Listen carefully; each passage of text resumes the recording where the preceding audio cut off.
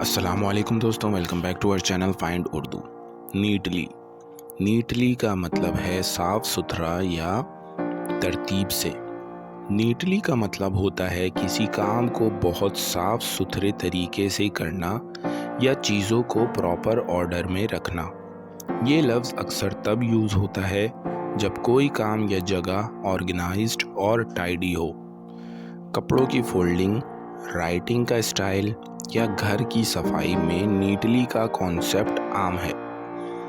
She arranged the books neatly on the shelf. उसने किताबें shelf पर तरतीब से रखीं।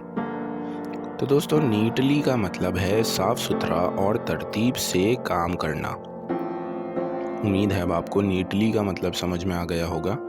मिलते हैं नेक्स्ट वीडियो में। शुक्रिया।